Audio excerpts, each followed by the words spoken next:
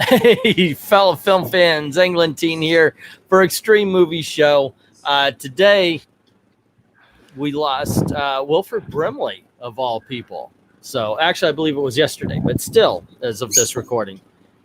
And I thought, okay, why don't we talk about this? Or actually, it was Rob's idea. And I was looking at his IMDb. I'm thinking, this guy truly is always a co-star. There was never a Wilfred Brimley movie. Most people know him as the Diabetes Man. Rob, what do you think about this gentleman when you first come to mind? Very likable guy on screen, and he seemed like that grandfather when you were younger watching a film, even though he's maybe 40s, roughly in the early 80s when we started really becoming aware of him. Can't say anything bad about what I've seen on screen, and definitely some of the films that we're going to be talking about tonight too. Yeah. Okay, so he was born in 1934. And in all honesty, even though he had a role here or there that I might have seen him in, he never became a person, you know, like, oh, okay, well, it's that guy, until I saw him in The Thing. Yeah. And after that, he was that guy from The Thing, because I had seen him in The China Syndrome. Before that, I'm looking down, and obviously he was in the Waltons, but yes. I never recognized it. And he, you know, I never recognized him from the Waltons. That was more of a mom and dad kind of show. Like, I watched it because it was on. They watched it, but he had been. Say again. I was gonna say my first interaction with him was until like our target, Jean-Claude Van Damme. Yep, and we'll get to that one. He was in Electric Horseman, which I remember watching.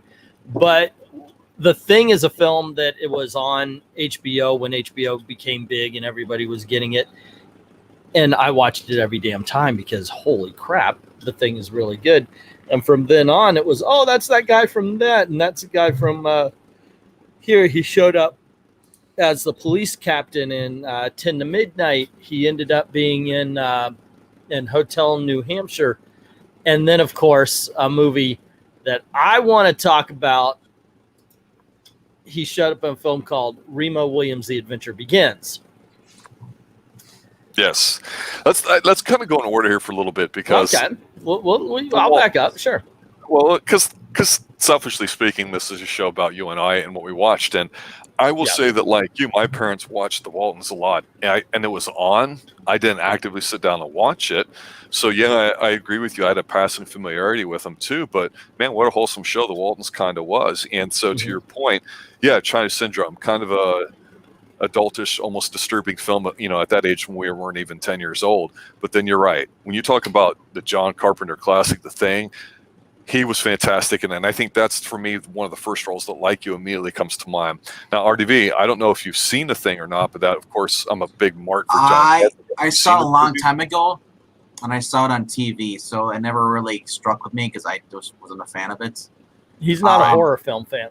So when I saw this guy, it wasn't until like right around when I watched Hard Target with Jean-Claude Van Damme. I was watching it in the late 90s. And then I went back and watched him, and he was in The Natural. Watching that as well. Yeah, that was definitely going to come up with Robert. The two things, I never saw Cocoon. I thought it looked stupid. I overlooked it. We'll get to that. Good film. Yeah. Surprisingly.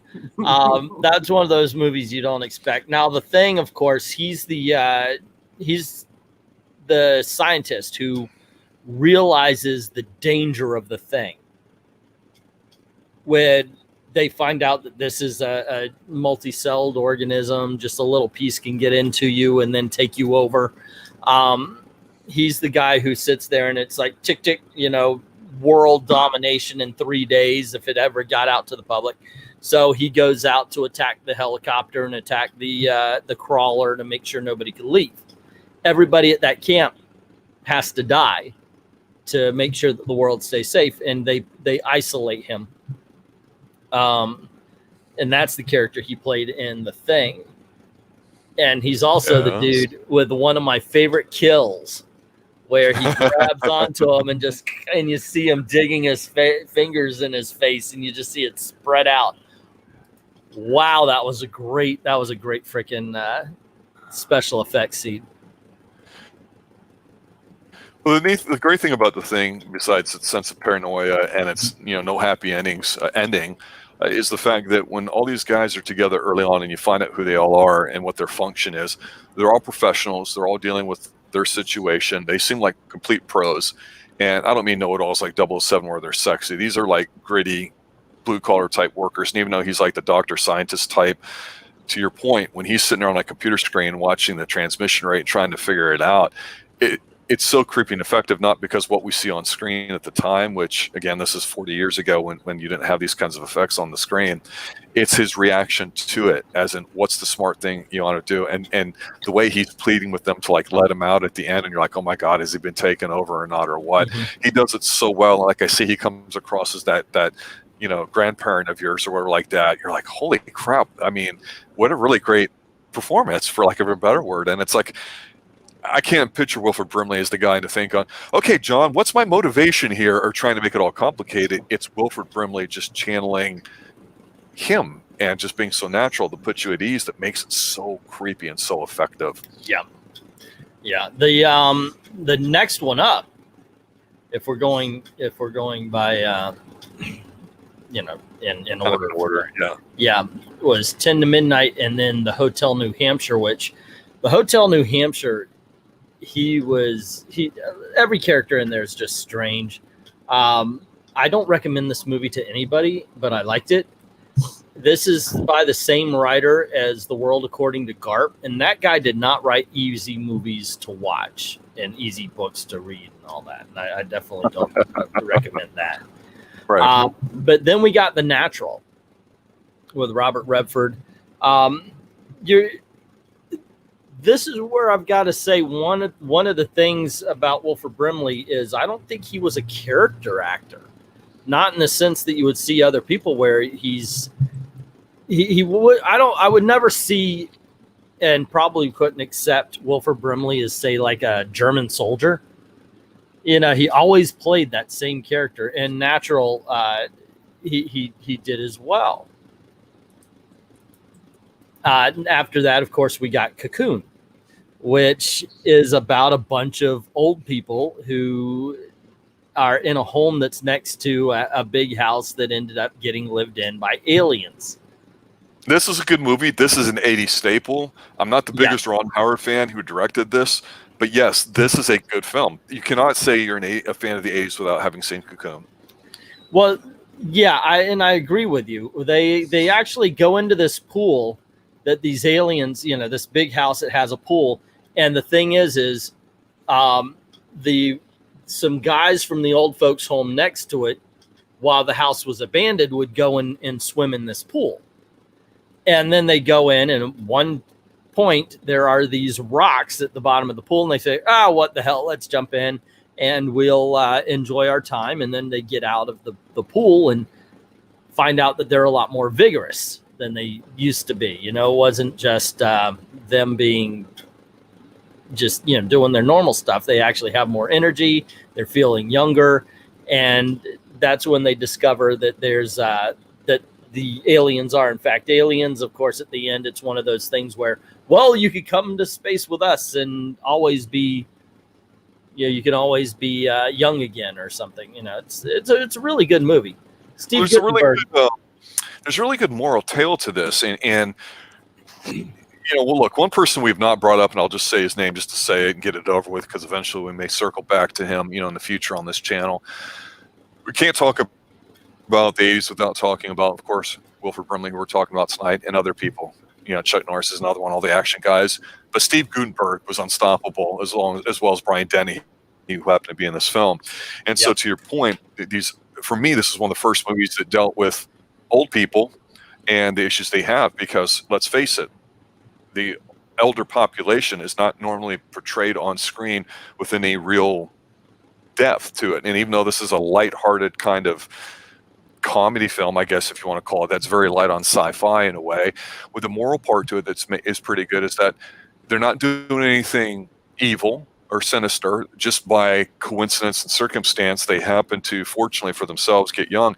And you get to see the aliens being somewhat nice, I guess, for lack of a better word, where they're like, okay, we understand you're old, you can swim in here. But then, of course, they get greedy like everybody does. It's human nature, and that's the part that I like about this story, because everybody else starts getting into the water and they screw things up and all that. And you can talk about Gutenberg making sweet, sweet love with the alien woman all you want, you know, to have some sort of romance angle to it. But it was a surprising movie that people really, really liked.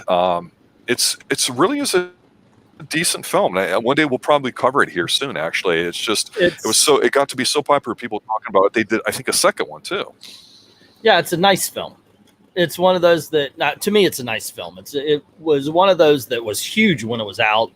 It kind of fell out of the lexicon. I don't hear a lot of people talking about it until something like this, where it's been, you know, we're bringing it up. But if somebody said, "Hey, what's your favorite film of the '80s?" Usually Cocoon is nowhere near that list. But then again, the '80s is awesome and has way too many great movies. And we all know that because we covered it. Now, after that, I watched this movie forever and a day, Rob. And I liked his character in it. I didn't even put it together, though, because at this point, he actually, I guess, was still in Cocoon mode, looked way too old for who he was. Wilfred Brimley, he was born in the 30s. So obviously, at this point, he's in his 50s anyway. But Remo Williams' The Adventure Begins is one of the biggest missed opportunities in my opinion. I actually liked it enough. I wanted to see the second movie. You know, it's supposed to be a franchise based on the Destroyer novels. One thing that I always thought, Wilfred Brimley, this was the most evil I've seen him. And he was actually one of the good guys. But there's a scene in there where Fred Ward, playing Remo Williams, talks to him, and he says, "Yeah, well, what if we get discovered?" And he pulls out and he goes, "Cyanide. I've got it." And he talks about the black cop. He's got it. And he goes, "And what are you going to do about me?" You know, because of, this at this point, Remo Williams had been trained in Sinanju and all that. And he goes, "Your little Korean friend, we already paid him to take you out if we already want to." And I was like, damn, old Harold Smith, does not freaking play around. And I actually thought that was the time he came off more evil in that than anything in The Thing. Because I think in The Thing, it was more just... absolutely right. Yeah. But so, Doctor, this whole thing with Remo Williams, and nobody ever talks about, is because the movie's got a great premise. It's a lot of potential. At the time, James Bond films were having some issues because Roger Moore was getting up there in age, and they were trying to transition it. Of course, Timothy Dalton would come on board. But this movie already had a lot of novels, a well-defined character, and basically he was like, God, this sounds so horrible because it was almost the same year, I think, an American ninja. He was trained in a special kind of ninjutsu, and it was just kind of silly and dopey, but it was like an American version of it. And what's so fantastic and just awesome about this movie is the whole idea of him training like on the Statue of Liberty. And of course, you know, at the time it was being reconstructed, cleaned and all that too, and it's a neat little scene. The movie kind of falls a little bit flat with some stuff, but they tie in the Star Wars program that was big in the 80s and all this stuff. And it has to do with a lot of government corruption. And that was a big theme that was very popular. Not quite as paranoid as, say, 3 Days of the Condor, but definitely up there. And I agree with you, E. What a completely missed opportunity with this franchise. If it just made a little bit more money, it might have filled a void that James Bond, even though the two Dalton films were decent, one was good, one was okay.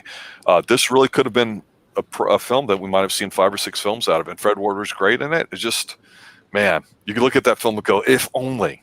Yep. Yeah, there's a lot of... If y'all ever cover it on Kicking It, definitely invite me in on that one. Right. I kind of dig on that movie. I watched it probably a lot more. I know I liked it more than the average person back in the day. So do we really need to talk about the Ewoks movies? There were some, I'm just going to mention it. There were some straight to TV Ewoks movies. No. Neither one of them are worth your time. God bless you for being in the movie there, Will. But, it's... Well, some people know him from that, honestly. It was Star Wars. It was Star Wars. He does get to be evil again back in the 90s. And when he plays in a Tom Cruise film called The Firm. And he plays a kind of a detective, a headhunter of sorts for this law firm that has mob ties. And he wants to control Tom Cruise's character. So he sets him up on the beach. Tom Cruise runs into a really beautiful woman. She seduces him and they do things.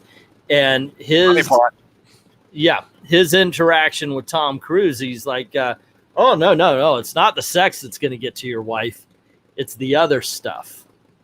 You know, it's the things that you would only allow somebody you really love to do to you. And then you let this stranger and she's going to feel betrayed over that. And I was like, damn, another time.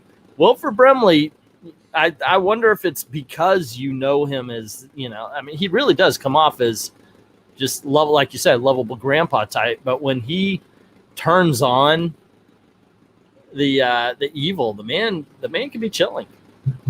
Yeah, and I don't know if you saw this one, Doctor, but The Firm is a good film. I know it's a Tom Cruise vehicle, but the thing a long time ago. And yeah, it's one of those movies I completely forgot. It's all, you know, you work for a firm and then they want to kill him or something like that. It's like, well, see, Wilfred Brimley, you know, the Waltons was so wholesome and so nice of a show, and then to have him kind of be a bit dickish is just great because it's not like he's overacting. You know, he's not Shatnering it up or hamming it up. That's not what Brimley does. And what I think of too with Wilfred Brimley is the fact that, you know, we joke about him being a diabetes guy. He was my introduction to oatmeal. I grew up trying instant oatmeal, all these different kinds, but you know, he'd get up there and he'd sit there and say, you know, oatmeal's really good and and you'd be like, okay, I believe you. And he just had that kind of authority with him that he was very believable without being a salesman. He wasn't a guy that was slick and good looking and talking 100 miles an hour like this, trying to get you to buy anything you ever want. He was just like, no, it's like this and like this. And like, you put me at ease, sir. I agree with you. So yeah, the whole thing in The Firm is like, well, yeah, this is what's going to get you in trouble. Or in The Thing, when he does that, I mean, very few people can understate that level of evilness and really do it justice without trying to overdo it. Tom Cruise couldn't do it, I don't think. I mean, it's like, wow. So yeah, put him in the right role and he delivers exactly what you need. And, you know, that's why we're talking about him today, which brings us, of course, Doctor, to the movie, well, you're finally in the conversation. That's a little JCVD action. Yeah, I know. And Wilfred Brimley only had one scene that really towards the end here. He was basically like, I guess he was the father or the stepdad or whatever of Jean-Claude Van Damme's character in this. He plays he speaks Creole. He's Cajun from down south of Louisiana. This is a fun movie. It is. And he's in there. He's helping. He's taking out the bad guy. He's like, I got my bow and arrow. Shoots the guy. Well, this was John Woo's American debut. That's right. So that's really kind of what buries the Uncle Dubé. Yeah. Came on up strong for the street. for just a little bit, because we were always talking about who's better. Who is it? Is it what's his name? Steven Seagal or Jean-Claude Van Damme? Which, you know, because they were the ones that were going to be taking, or they were the new version of the action stars and everything. And I actually thought that Jean-Claude Van Damme, for a little bit, was trying. And, you know, because he had Time Cop and he had he had Hard Target and he had the other one with the twins and everything. He was actually trying to do good movies. Unfortunately, I think this is the closest. This and Time Cop are the closest he ever came. But a woman of cocaine will do that. Well, there you go. No, but isn't this a movie where he punches the snake? Yeah, I do believe so. It is. I believe so. He just does the little. He grabs the snake. He grabs it. Every guy's like, oh, because it not look like a snake when he's punching. Well, after this, though, in all honesty, and look, he was getting on in years at this point, probably thinking of retiring. He still worked. It's just that other than a movie called My Fellow Americans that starred Jack Lemmon and James Garner, he didn't do quite a bit. So he really was, in my opinion, a staple of the 80s and 90s. Mind you, he worked right up to 2017. But it was not... It wasn't a whole bunch. Like, he was the face for diabetes and all that, you know. And by the way, it used to be called diabetes until Wilfred Brimley came along. If you call it diabetes, congratulations. You have been touched by Wilfred Brimley. That's just the way it is. But the thing is, we've only talked about a few of the things. Look at his IMDb page. Check it out. The man was in freaking everything. The man was the co-star of the 1980s. He was the professional co-star. Well, the thing too about working a lot, we mentioned it with some older actors, you know, who are going to be some of the people that are going to act into their 70s, 80s, and 90s. We mentioned about how Clint Eastwood was doing it. It was on a couple weeks ago stream that we did. On my Twitter feed, which is not near as extensive as you guys, there was a tweet going around about your 3 favorite original Star Trek episodes, and one of mine is an episode called Who Mourns for Adonis. And I always remember as a kid, and I just rewatched it recently, and I'd gotten a lot of feedback from this particular episode, because the guy who plays Apollo, a Greek god, it's a great little moral tale. I mean, we can argue about Star Trek and what we like and don't like about it, but the thing is I started looking at the guy who played Apollo. He's still alive. He's in his 90s. And wow. The thing too is that I guess, and I'd never heard of this is why we do this show. About 5 to 10 years ago, some people got the rights to produce their own, say, 5 to 10 episodes of Star Trek to finish off some loose ends, as long as they didn't make any money off of it. And I think it's called something like Star Trek Revisited. The guy who played Apollo actually replayed that role in an episode for it. And if you go back and you look at it, you're like, wow, here's a group of people that over a couple years period did about so many episodes, and they wrote it, and they had a lot of love for the original episode. And I watched some interviews with this guy, and I thought, here's a guy in his mid-80s, Wilfred Brimley, I think was 85 when he passed, still working, still seeming like a nice guy. And it reminds me of like Gene Wilder and other people that have passed recently, where you go, hey, they love working, they enjoy doing it, keep doing it. And so you look at somebody like Wilfred Brimley and you go, okay, he's no Tom Cruise, he's no Charlton Heston. You know what? Exactly. He's Wilfred Brimley. He's the guy that, you know, made you feel like you're part of the family. He had that rapport with you, and he could turn on the evil and kick your ass if he needed to. And that's what we love about him, and that's why we wanted to talk about him tonight. There you go. And I know this is a shorter episode, but that's it, you know. Nope. I would say, so if there was if I'll just go around, I understand, Venkman, this wasn't your conversation. It was not. Yeah, that's fine. But Rob, okay, recommend a movie starring Wilfred Brimley. Let's give Venkman some homework. Which one would you tell him to go check out? Well, I looked at the list. There's ones that I've watched and the ones I will not watch. I don't care who that is. Well, here's the thing. Look, I love The Thing. I mentioned that earlier, but I don't know if you would actually like it. But for you, I would say, I know you said you saw The Firm a while back, but you don't remember it. That might be going back and worth watching. But, you know, Remo Williams is light enough and kind of goofy enough where it's not too dark that you might actually enjoy that. So, and it's an 80s staple, which at some point we do plan on covering. That's the guy from... Fred Ward. Yeah, Fred Ward. Tremors, I think. A couple other things. Yeah. Southern Comfort. Yeah, that was pretty much the end of his career, other than he did like with The Crow in the 90s. Oh, no. Fred Ward was around quite a bit. Yeah, Fred Ward was around. I got something towards the end, though. He's definitely something that someone else to talk about at some point in time. You took, that was the easy one, I think, for Venkman. Well, I'm trying to think of what Venkman would like. And I think out of all those, I would think Remo. Well, yeah, first off the top of my head, I would tell anybody, well, definitely Cocoon, because I think he played a larger role in that one. Yeah, I read the Wikipedia, plus I've seen most of it. I just seemed like a boring movie. That being said, I think the movie I would recommend, you said you've seen The Firm, so I would say go check out My Fellow Americans. It's about 2 ex-presidents who have assassins out after them. I'll probably watch Remo instead. Yeah, it's a comedy. Oh, hey, that would be my first choice as well. But yeah, also My Fellow Americans. I think that one is a lot of fun. I think it's a movie that not a lot of people know It stars James Garner and Jack Lemmon, and definitely worth the watch. Anyway, gang, thank you very much for hanging out as we did our little eulogy for Wilfred Brimley. Certainly appreciate it. And as always, thank you very, very much for watching. And remember, stay extreme. Stay extreme. Good night.